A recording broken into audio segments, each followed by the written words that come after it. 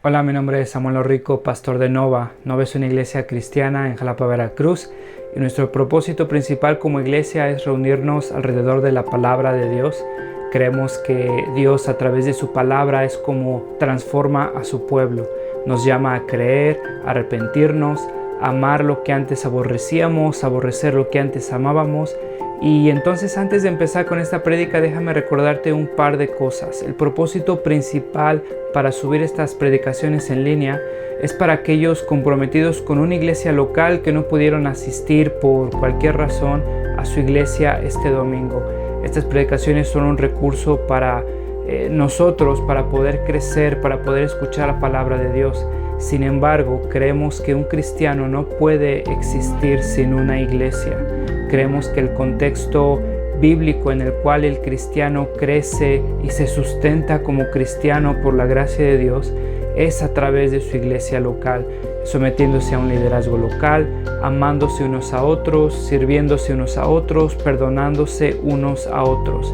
Un cristiano no puede vivir su vida cristiana simplemente consumiendo predicaciones en una pantalla de su televisión, de su computadora. Entonces te animamos a comprometerte con una iglesia local. Si no pudiste asistir a una iglesia este domingo, nos da gusto que estés viendo este video. Disfrútalo, nuestra oración es que te sea de bendición. Sin embargo, si no te has comprometido con una iglesia local, mi oración es que puedas comprender que el amor de Dios se refleja en medio de su pueblo, mostrándose en la iglesia local. Nuestra oración es que Dios siga transformando nuestro país, que el evangelio siga siendo proclamado, que la sana doctrina siga expandiéndose en nuestras iglesias y cada vez más cristianos podamos adorar a ese Dios soberano que nos ha mostrado su gracia a través de Cristo a pesar de lo que somos. Títulos falsos, como estos títulos en Harvard, en Oslo, como estas cédulas profesionales falsas. Esta mujer simplemente estaba aparentando, estaba viviendo para la aprobación de las otras personas, de la sociedad, aparentando un estilo de vida, aparentando quién era ser. Nosotros sabemos que realmente no era quien decía ser. Apariencias, títulos falsos, títulos que no tienen nada que ver con la realidad. El día de hoy vamos a ver una historia, una parábola que tradicionalmente esta parábola se ha interpretado y ha servido para animar al cristiano y para animar a las iglesias a amar más, a ayudar al prójimo, a ser un buen samaritano. Y esta historia, esta parábola ha servido para crear movimientos, para crear el Día de la Caridad, el Mes de la Caridad, el Año de la Caridad en diferentes movimientos cristianos en la iglesia. Sin embargo, el día de hoy nosotros vamos a ver cómo esta parábola no está centrada y no tiene el objetivo de movernos a ser unos buenos cristianos, a ser buenos samaritanos. El objetivo de esta parábola y de esta historia tiene el objetivo de mostrarnos el evangelio, de mostrar la incapacidad del ser humano de salvarse a sí mismo, de rendirse ante la necesidad de un mediador, de un salvador. Esta parábola tiene el objetivo de mostrarnos la dureza de nuestro corazón, la fealdad de nuestro corazón.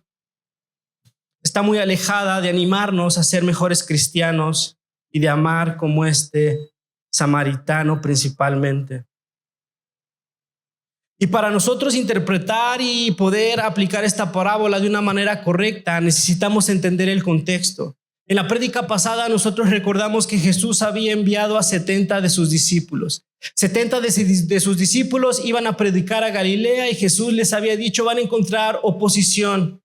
Van a encontrar oposición, las personas no lo van a recibir, van a encontrar oposición, las personas los van a rechazar.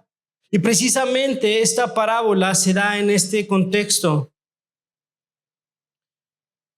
Esta parábola se da en el contexto del rechazo de un maestro de la ley a las enseñanzas de nuestro Señor Jesucristo. En el versículo 25 leemos que se presentó un experto en la ley para poner a prueba a Jesús. Se puso de pie y le hizo una pregunta. Maestro, ¿qué debo de hacer para heredar la vida eterna? No era una pregunta genuina, su interés no era realmente resolver la existencia, simplemente quería poner a prueba a Jesús. Date cuenta de la profundidad de esta pregunta. ¿Qué debo de hacer para heredar la vida eterna? Una pregunta importante, una pregunta bastante profunda, sin embargo que tenía la intención de poner a prueba a Jesucristo. Y esta pregunta no es sacada de la manga, esta pregunta no es improvisada. Este hombre, este maestro de la ley, como judío, entendía en la eternidad del alma. Los judíos entendían que había consecuencias por el cumplimiento de la ley, consecuencias positivas, y había consecuencias negativas, castigos eternos si no cumplían la ley. Estos hombres estaban relacionados con la idea de la eternidad. Y Jesucristo durante su ministerio habló de la vida eterna y hablaba de la vida eterna. ¿Te acuerdas? Por mencionar algunos versículos, Juan 3:16. Por tanto, amó Dios al mundo que dio a su Hijo único para que todo aquel que en él cree no se pierda, sino tenga vida eterna. De nuevo Jesucristo en Juan 3:36. El que cree en el Hijo tiene vida eterna. Juan 11:25. Yo soy la resurrección y la vida. El que cree en mí vivirá aunque muera, y todo el que cree y todo el que vive y cree en mí no morirá jamás. Juan 4:14.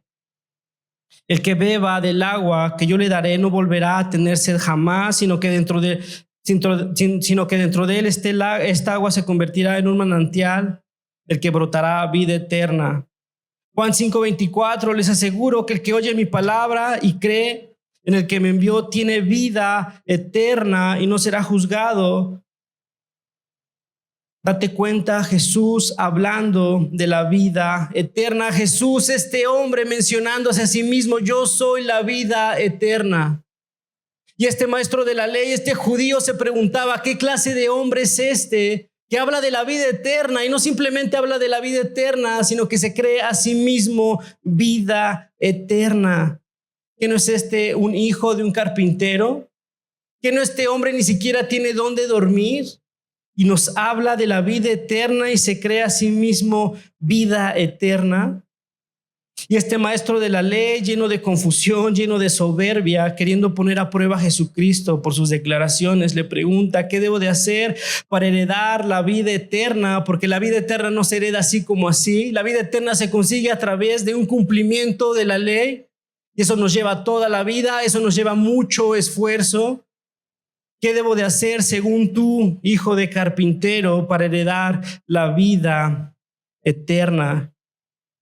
Escucha la pregunta que le hace, ¿qué debo de hacer? ¿Qué yo debo de hacer? Porque ellos estaban acostumbrados a hacer para poder obtener. ¿Qué debo de hacer? ¿Cuánto me debo de esforzar? ¿Cuántas cosas debo de cumplir para poder obtener la vida eterna? Una pregunta con la cual Jesucristo estaba relacionado. Durante su ministerio habló de la vida eterna y durante su ministerio recibió preguntas acerca de la vida eterna. ¿Recuerdas Nicodemo? Cuando se acerca a Jesús y le pregunta cómo es que podemos nacer de nuevo, cómo podemos heredar la vida eterna. En Mateo 19, ¿te acuerdas? El joven rico cuestiona a Jesús. ¿Qué debo de hacer para heredar la vida eterna? Algo que refleja el anhelo del ser humano, de la creación de Dios a lo eterno. Algo más grande que él. Esa noción, esa conciencia de que hay algo más grande, de que hay algo que ha creado absolutamente todo. Algo que se refleja en la creación de Dios y que el mismo salmista en el Salmo 19 lo refleja. Los cielos cuentan la gloria de Dios y el firmamento anuncia la obra de sus manos. Eclesiastés, el mismo Salomón, Eclesiastés 3:11. Escucha, Dios hizo todo lo hermoso en su tiempo.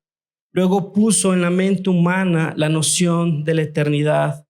Aun cuando el hombre no alcanza a comprender la obra de Dios, realiza de principio a fin. Esta pregunta refleja esa conciencia, este anhelo del ser humano.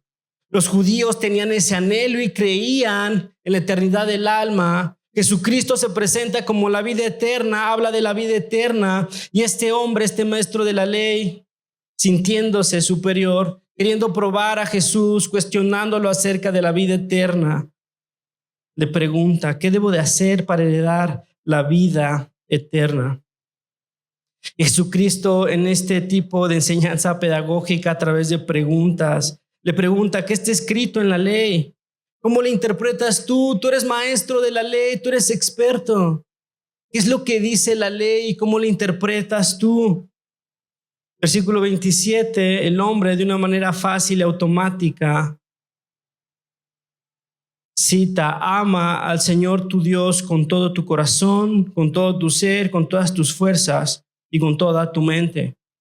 Y ama a tu prójimo como a ti mismo. Era de esperarse.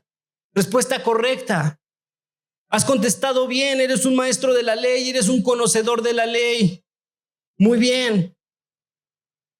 Respuesta correcta, una respuesta que se parecía a la respuesta que había dado Jesucristo en Mateo 22, cuando este experto en la ley también quiere preguntarle acerca de este gran mandamiento, y Jesucristo responde prácticamente con la misma pregunta: amarás a tu Dios con todo tu corazón, amarás a tu prójimo como a ti mismo. En el versículo 28, Jesús le dice a este hombre, bien contestado. Haz esto y vivirás. En otras palabras, ¿para qué me preguntas si tú ya sabes? ¿Para qué me preguntas si tú eres experto? ¿Para qué me preguntas si tú sabes y estás en este proceso, amando a Dios y amando a tu prójimo? ¿Quieres heredar la vida eterna? Haz esto, haz lo que sabes y vivirás. Y aquí tendríamos que pararnos y preguntarnos, ¿qué está haciendo Jesús? Jesús está hablando del cumplimiento de la ley. Jesús le está diciendo a este hombre, cumple la ley para heredar la vida eterna. Un evangelio completamente diferente al que nuestro Señor ha predicado durante su ministerio. Un evangelio completamente diferente al que nosotros conocemos. Nosotros entendemos que no se consigue la eternidad, la vida eterna, la justificación a través del cumplimiento de la ley, sino a través de la fe. Lo encontramos en Gálatas, ¿recuerdas? Para ser justificados por la fe en Él y no por las obras de la ley, porque por estas nadie será justificado. ¿Qué es lo que está haciendo Jesús? Jesús está apuntando a este hombre al cumplimiento de la ley, sabiendo que no se encuentra la justificación y la vida eterna a través del cumplimiento de la ley. Si nosotros termináramos y utilizáramos esta parábola para animar al cristiano a amar más, a ser un buen samaritano, estaríamos precisamente haciendo lo contrario.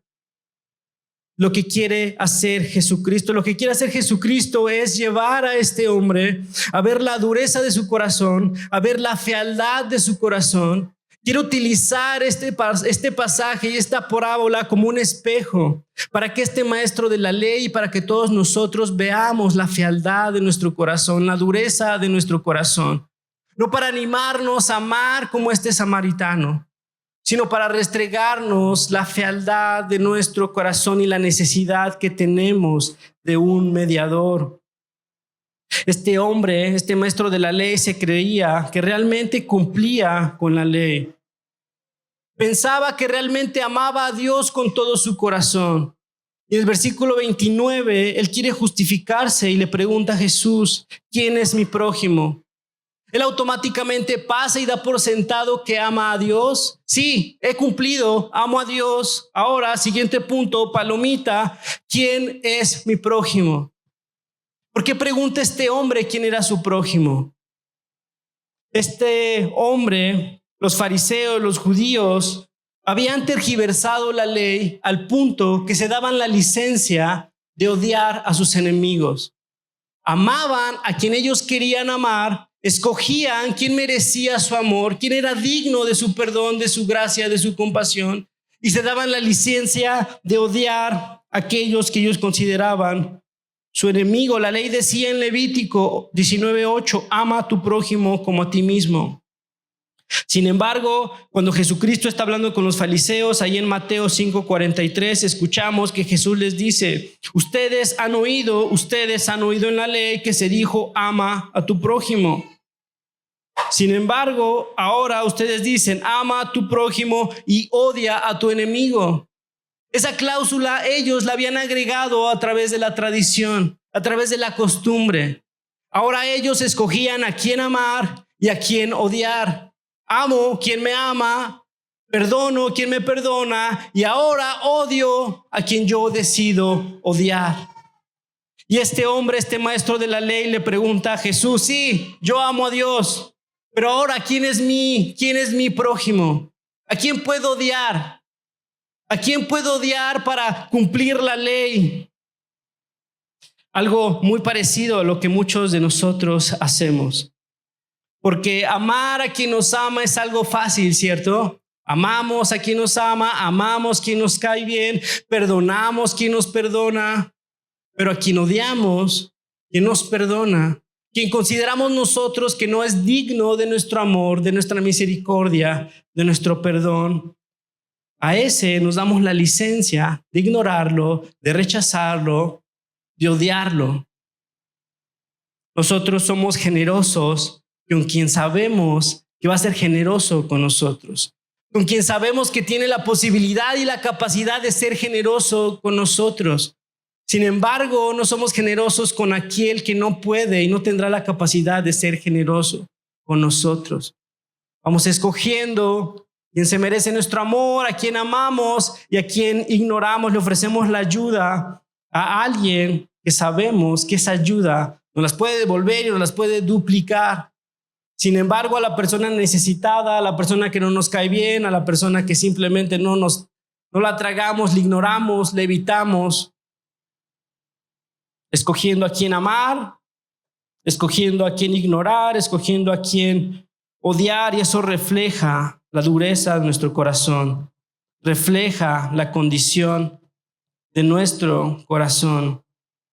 Y es en este contexto que Jesús va a contar esta parábola. Y es importante entenderlo, porque el objetivo de Jesús en esta parábola es precisamente ese: mostrar la dureza del corazón de este hombre, mostrar la necesidad de un intercesor, de un intermediario. Y Jesús le cuenta la parábola a este hombre y comenzamos en el versículo 30. Jesús le respondió: bajaba un hombre de Jerusalén a Jericó y cayó en manos de unos ladrones. Le quitaron la ropa, lo golpearon y se fueron, dejándolo medio muerto. Un hombre viajaba por un camino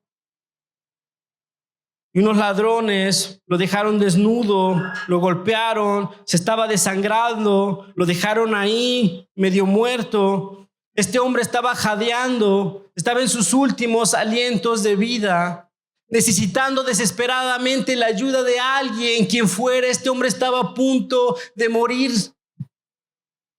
Este hombre, como un perro atropellado a la orilla del camino, simplemente estaba esperando las últimas horas de su vida, jadeando, respirando.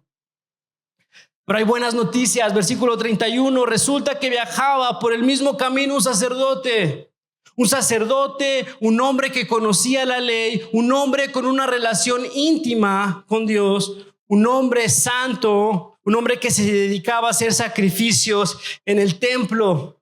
¡Qué bueno! Este hombre tiene esperanza. Este hombre que está a punto de morir, ahora lo ha encontrado un sacerdote, un hombre santo, un hombre que dedica su vida a Dios. Este sacerdote seguramente que conocía la ley, era experto en la ley. En Éxodo 23, versículo 4 nos dice: si encuentras un toro, un asno perdido, devuélvelo, aunque sea de tu enemigo. Si ves un asno caído bajo el peso de la carga, no lo dejes ahí, ayúdalo, escucha, aunque sea de tu enemigo. Si la ley nos dice que debemos de hacer eso con los animales de nuestros enemigos, ¿qué hacer con nuestro enemigo? Este hombre conocía la ley. Levítico 19:8, ya lo hemos leído: ama a tu prójimo como a ti mismo. Este hombre que ha sido golpeado tiene esperanza. Versículo 31. Pero sorpresivamente, este hombre, al verlo, se desvió y siguió de largo. No es que este hombre no lo haya visto, este hombre al verlo sorpresivamente se desvió. Quiero que imagines la escena. Este hombre se estaba muriendo, estaba desnudo, se estaba desangrando, estaba jadeando sus últimos alientos de vida, estaba a punto de morir. Y este hombre al verlo se desvió y siguió de largo. Este sacerdote se ha pasado la ley por las patas. Este sacerdote escogido en ese momento a quién amar y a quién odiar, a quién amar y a quién ignorar. ¿De qué le sirve todo este conocimiento a este sacerdote? ¿De qué le sirven todos estos títulos? ¿De qué le sirve toda esta tradición, este linaje, este sacerdote? Si al ver a este hombre no es movido, no es conmovido, esta religión muerta, una religión sin compasión de este sacerdote, incapaz de amar a su prójimo como a sí mismo. Sorpresivamente, al verlo, se desvió y siguió de largo y lo dejó ahí. Seguramente pensó que iba a morir, no le importó. Definitivamente un hombre sin compasión, un hombre sin empatía, una religión sin compasión. Pero en el versículo 32 encontramos buenas noticias. Así que llegó a aquel lugar un levita, un hombre que conocía la ley, un hombre que estaba al servicio del templo, un hombre que había sido escogido, su familia, su tribu había sido escogido por linaje. Había sido preparado desde pequeño, conocía la ley, conocía Éxodo, conocía Levítico. Llega este levita a aquel lugar, versículo 32, pero al verlo se desvió y siguió de largo. ¿Cómo es posible que este sacerdote que conocía la ley, que tiene una relación tan íntima con Dios, haya ignorado a este hombre moribundo? ¿Cómo es posible que este levita haya ignorado a este hombre que estaba jadeando en este camino, que estaba a punto de morir? El sacerdote, el levita, ignoran a este hombre, seguramente iban a la misma iglesia, no lo sé. Se pasan la ley por las patas, dejan a este hombre a la suerte. Este sacerdote, este levita, viviendo una religión sin compasión, una religión muerta. Estos títulos chafas que tenían, así como Marilyn Cott, no los llevan a amar. Esa tradición, ese linaje, ese estatus que ellos tenían como sacerdote y como levita, es que ese conocimiento no los transforma al punto de amar a su prójimo como ellos mismos. Un sacerdote y un levita, la crema innata de la sociedad religiosa. Y estoy seguro que estos hombres tenían pretextos.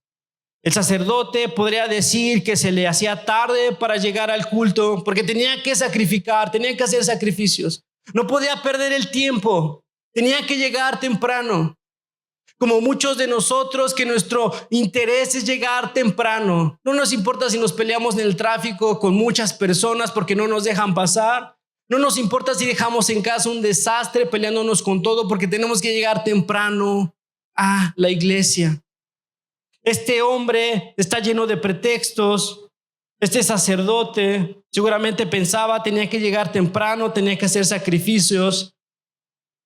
Por ende, no tenía el tiempo de poder ayudar a este hombre a punto de morir. De la misma manera, el fariseo tenía pretextos. Seguramente este levita, no podía contaminarse. La ley decía que no podía tocar hombre muerto, no podía tocar sangre, no quería contaminarse este levita. Y entonces, al punto de que cumplir la ley se convierte en dejar de ayudar a este hombre que está a punto de morir. Estoy seguro que el sacerdote y levita se fueron tranquilos, sin ningún cargo de conciencia, porque llegamos a hacer sacrificios, porque me conservé puro y no me contaminé. Así como muchos de nosotros estamos llenos de pretextos para no amar a nuestro prójimo, porque muchos de nosotros no tenemos tiempo. O sea, dentro de todas las actividades que tengo, ahora tengo que servirle a los demás. No, hombre, estás loco. Apenas si me da tiempo para mis propias cosas. ¿Qué tiempo voy a tener yo para ayudar a las demás personas? No tenemos tiempo, no tenemos dinero y no las vivimos así. Si apenas tengo dinero para mis propias cosas, si apenas me la estoy llevando, ¿cómo quieres que ayude y que sea generoso con las demás personas? Y no nos damos cuenta que el tiempo y el dinero y todos los recursos que Dios nos ha dado, nos los ha dado por un objetivo. ¿Sabes cuál es? Glorificarle. Nosotros glorificamos a Dios a través de nuestro tiempo, a través de nuestro dinero. Sin embargo, nosotros estamos en el centro de la existencia humana. Nosotros somos el centro. Nosotros somos el objetivo de la creación del universo. Entonces, los recursos que Dios nos ha dado, el tiempo que Dios nos ha dado, lo ocupamos para nosotros mismos. Para relajarme, para satisfacerme, para mimarme, para mí. El dinero que Dios nos ha dado, nos los ha dado para glorificarlo. Sin embargo, nosotros en el centro de nuestra existencia ocupamos los recursos que Dios nos ha dado para nosotros mismos, para mimarnos, para consentirnos, para cuidarnos. Y entonces ya no tenemos dinero para amar al prójimo, ni para ayudar al prójimo, ni para absolutamente nada. Porque todo lo hemos gastado en nosotros mismos. Y seguro que nosotros nos justificamos y nosotros encontramos esos pretextos como válidos. Porque mira, que tenía que pagar esto, que tenía que pagar esto, que tenía que pagar esto y ya no tengo nada. Y no la vivimos en pretextos, en justificaciones. No las vivimos en esta religión sin compasión, como este maestro de la ley, como este sacerdote, como este levita. Si tan solo nosotros nos pusiéramos en el lugar de la otra persona, si tan solo nosotros por un momento nos pusiéramos en los zapatos de esa persona, en ese momento de necesidad, cuando quieres que alguien se compadezca, cuando quieres que alguien se acerque y te brinde de su ayuda. Pero nosotros somos tan lejanos a esa empatía.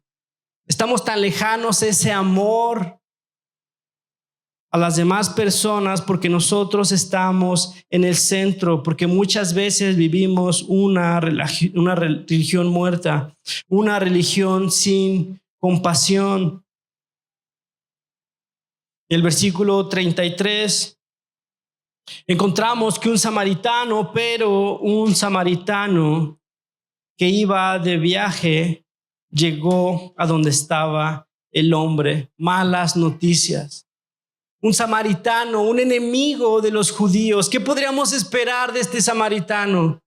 Un hombre que era despreciado por los judíos, un hombre que era despreciado por su linaje, por las consecuencias de lo que había sucedido con los asirios cuando llegan, invaden a Israel del norte, llevan a todo el pueblo judío, a todas las personas que ellos consideraban que podían ser de utilidad, y dejan a todos los israelitas que consideraban unos inútiles. Y ahora lo que hacen los asirios es que ponen en Israel del norte a paganos, quieren poblar a Israel del norte con paganos. Y entonces la mezcla que surge de esos judíos olvidados y de esos paganos es una mezcla de sangre, es una mezcla de tradición, es una mezcla de dioses llamados samaritanos. Y los judíos consideraban a los samaritanos como sucios, inmundos, una mezcla que era un error literalmente en el plan de Dios. Esto no debería de pasar, los samaritanos no deberían de existir. Sucios, impuros, son una abominación. Los judíos rechazaban a los samaritanos. Y ahora este samaritano se encuentra en el camino a este hombre judío que se está muriendo. Qué bella oportunidad para el samaritano para ponerle fin, para vengarse, para terminar con la vida de este hombre. Nadie se va a enterar. Era un camino solitario. No había nadie. Si este samaritano lo terminaba, quitaba su sufrimiento, nadie se iba a enterar. Era la oportunidad de vengar a todo un pueblo. Este samaritano se encuentra este hombre a punto de morir. Versículo 33. Sorpresivamente, este samaritano se compadece de él. Jesús nos está diciendo que un samaritano, un hombre inmundo, un hombre que es una abominación para los judíos, fue aquel que se compadeció de este hombre a punto de morir. No el sacerdote, no el levita, aquellos que sus títulos los respaldaban, aquellos que su linaje y su conocimiento los respaldaba, sino este hombre inmundo se compadece de él sin conocimiento, sin título, siendo rechazado, se compadece de él. Versículo 34. Se acercó, le curó las heridas, se acercó sin importarle el peligro, porque no sabía si los ladrones ya se habían ido. Se acercó, le curó las heridas, utilizó sus recursos, vino y aceite. No le importó, se las vendó. ¿De dónde sacó las vendas? Seguramente desgarró su ropa para poder vendar a este hombre. Luego lo montó sobre su propia cabalgadura. ¿Dónde se iba a sentar este samaritano? Este samaritano iba a caminar mientras este hombre moribundo iba a ocupar la silla de su animal. Y lo llevó a un alojamiento y lo cuidó. ¡Qué necesidad! Porque este samaritano hacía esto. Era su oportunidad para poder vengarse de este judío. Porque este samaritano hacía esto. ¿No tenía algo mejor que hacer? Estaba desperdiciando sus recursos. Estaba desperdiciando su tiempo. Estaba sirviéndole a alguien que toda la vida lo había despreciado. Este hombre estaba inconsciente, ni siquiera le iba a poder agradecer porque ni siquiera se iba a acordar quién le había ayudado. ¿Por qué está haciendo esto este hombre? Y no solo eso, en el versículo 35. Al día siguiente, lo cual implica que se quedó con él toda la noche, cuidándolo, escuchando sus gemidos, atendiéndole, cuidando sus heridas. Este hombre sacó al día siguiente 2 monedas de plata, lo que implicaba 2 meses de trabajo. Y se las dio al dueño del alojamiento. Cuídamelo, le dijo. Y lo que gaste usted de más, se lo pagaré cuando yo vuelva. Este hombre estaba amando de una manera incondicional, desmesuradamente, genuinamente. Este hombre se estaba despojando de sus pertenencias. Este hombre se estaba humillando. Este hombre estaba sirviendo a un judío que lo despreció durante toda su vida. El samaritano no le importó y se despojó, se humilló, sirvió y cuidó a este hombre. Este samaritano amó a este hombre, amó a su prójimo como a él mismo. Algo que no pudieron hacer el sacerdote, algo que no pudo hacer el fariseo. El versículo 36, Jesús le pregunta a este maestro de la ley: ¿cuál de estos 3 piensas que demostró ser el prójimo del que cayó en manos de los ladrones? Una pregunta bastante obvia, ¿cierto? Y este maestro contesta, el que se compadeció de él, el samaritano, contestó: anda, haz esto, haz lo mismo. ¿Quieres heredar vida eterna? Ama desmesuradamente, ama incondicionalmente, ama genuinamente, ama a Dios y ama a tu prójimo como a ti mismo. ¿Sabes? Y esto hubiera sido suficiente para que este hombre cayera de rodillas reconociendo su incapacidad, reconociendo que no amaba a Dios, que no amaba a su prójimo. Jesucristo le había puesto un espejo de frente para mostrarle la condición de su corazón, la condición de su religiosidad. Le estaba mostrando una religión muerta, una religión sin compasión. Sin embargo, este hombre, en vez de arrodillarse, pedir misericordia, este hombre se da la vuelta, se despide y se va. Y no volvemos a escuchar nada de este hombre.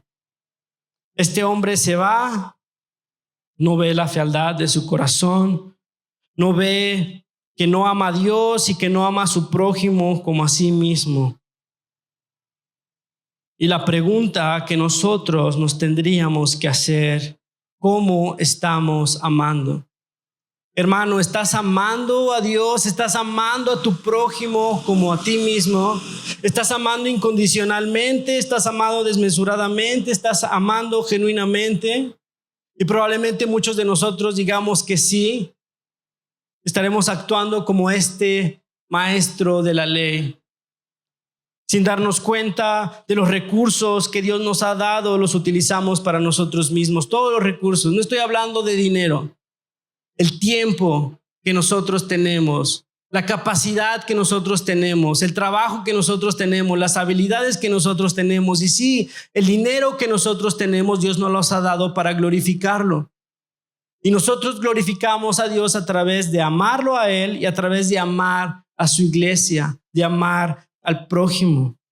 Si nosotros amáramos incondicionalmente, si nosotros amáramos genuinamente, si nosotros amáramos a Dios y amáramos a nuestro prójimo como a nosotros mismos, la realidad de la iglesia sería completamente diferente. Esta parábola tiene el objetivo de mostrarnos la dureza de nuestro corazón, la fealdad de nuestro corazón, la situación en la que nosotros nos encontramos. Porque muchos de nosotros estamos dispuestos a dar dinero para no invertir tiempo en las personas. Sí, ten. ¿Cuánto necesitas? Y los que no queremos dar dinero estamos dispuestos a dar nuestro tiempo para que no nos quiten nuestro dinero. Como lo decía un pastor metodista, algunos darán su dinero para evitar las inconveniencias personales. Algunos darán su dinero para evitar las inconveniencias personales y otros preferirán las inconveniencias para ahorrarse el dinero. Estamos en el centro porque queremos dinero o porque no queremos ser molestados. Seguimos en el centro. Dice este autor: pero en el ejemplo del buen samaritano, ambas cosas fueron entregadas. Dinero, tiempo, porque lo que un verdadero prójimo da, lo da completamente. Hermano, te vuelvo a preguntar: ¿cómo estás amando? ¿Estás amando a tu prójimo como a ti mismo? ¿Estás amando a Dios y estás amando a tu prójimo como ese reflejo de ese amor? Y esta parábola, lo vuelvo a repetir, no tiene el objetivo de que salgamos aquí con las pilas cargadas y creemos un día, el día del samaritano o el día de la compasión, un mes, que ese día se acaba, esa semana se acaba, ese mes se acaba y volvemos a estar atascados en esa vida viviendo para nosotros mismos. Esta parábola tiene el objetivo de mostrarnos la fealdad y la necesidad que nosotros tenemos. En esta parábola nosotros no somos el samaritano, nosotros somos animados a ser como el samaritano. En esta parábola nosotros somos el hombre que está muerto, desesperadamente muerto, necesita desesperadamente la ayuda de alguien. En esta parábola nosotros somos este hombre incapaz de salvarse a sí mismo, que recibe la ayuda, el amor, la comprensión, la compasión de alguien que se humilló a sí mismo, que alguien que se despojó a sí mismo. Aun cuando nosotros lo rechazábamos, nuestro Señor Jesucristo se humilla y se despoja, dándonos vida eterna, amándonos, cuidándonos, proveyéndonos, dando gracia sobre gracia. Aun cuando lo rechazábamos. Esta parábola tiene el objetivo de darnos cuenta de que nosotros hemos sido amados Nosotros hemos sido rescatados. Nosotros hemos sido procurados, nosotros hemos sido amados, sustentados, nosotros hemos sido dados, nos ha dado el Espíritu. Y ahora como consecuencia nosotros amamos a los demás, como consecuencia de que hemos sido amados. Nosotros amamos porque hemos sido amados primero. Nosotros procuramos a los demás porque hemos sido procurados. Nosotros cuidamos a los demás y somos generosos con los demás porque hemos sido cuidados y porque Dios es generoso con nosotros. ¿Te das cuenta? Necesitamos desesperadamente la intervención de alguien. No podemos amar a Dios, no podemos amar a nuestro prójimo sin la intervención de alguien, y esto es posible. Este samaritano tenía una relación con Dios y esta relación con Dios lo lleva a la acción. Una relación genuina. Una relación que no necesita títulos, una relación que no necesita estatus, una relación genuina que lo lleva a amar porque Él se sabe amado, que lo lleva a perdonar porque Él se sabe perdonado, que lo lleva a cuidar, a sacrificarse, a humillarse, porque alguien se ha humillado por Él y alguien se ha sacrificado por Él. Hermanos, Cristo ha derramado su sangre por nosotros. Cristo nos ha perdonado. Cristo nos ha dado vida eterna. Sin embargo, nosotros somos incapaces de amar a nuestro prójimo. Nosotros somos incapaces de amar a nuestros enemigos. Nosotros seguimos escogiendo a quién amar y a quién no amar. Esta porción nos lleva a darnos cuenta de esa realidad. Hemos sido amados y amamos por esa realidad. Perdonamos porque hemos sido perdonados. Y es posible. Policarpo, padre de la iglesia primitiva, discípulo del apóstol Juan, a los 86 años, Policarpo es exiliado por César. Policarpo a los 86 años está huyendo por su vida. Policarpo es perseguido por creer en Jesucristo, por ser discípulo de Juan, por ser discípulo de Jesucristo. Y Policarpo huye de César, huye del Imperio Romano y se encuentra refugio en un bosque. Y ahí en un bosque recibe la ayuda de un señor quien le abre su casa, una casa bastante humilde, y Policarpo se queda pensando que iba a quedarse a esperar su muerte a los 86 años este anciano. Sin embargo, César quiere su cabeza, que César quiere una señal muy clara a todos aquellos que dicen ser cristianos, y manda al ejército romano a buscar a Policarpo. Y estos soldados se entran al bosque, logran entrar el lugar, logran encontrar dónde estaba este Policarpo, encuentran la casa humilde.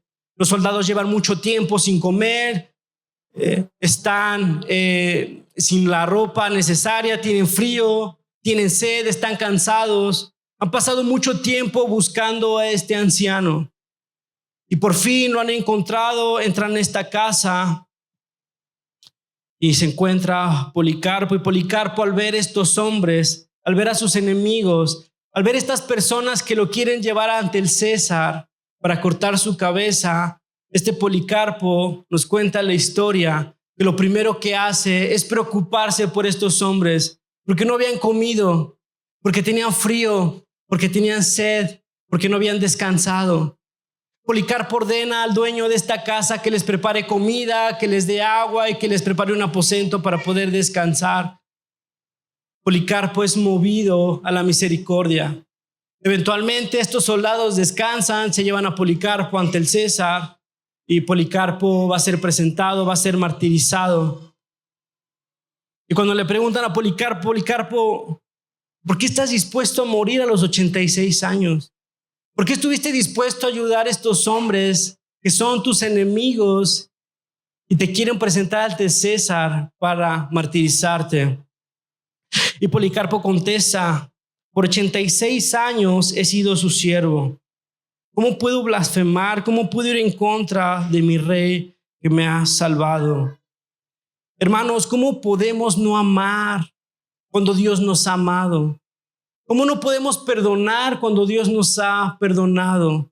¿Cómo no podemos procurar a las demás personas cuando Dios procura y nos sustenta diariamente? Y esta es mi oración, hermanos, que esta parábola nos lleve a darnos cuenta de la necesidad que tenemos y la realidad de que hemos sido amados, perdonados, y que esto nos mueva a amar y perdonar, no simplemente a lo que nosotros escojamos, sino amar y perdonar también a nuestros enemigos.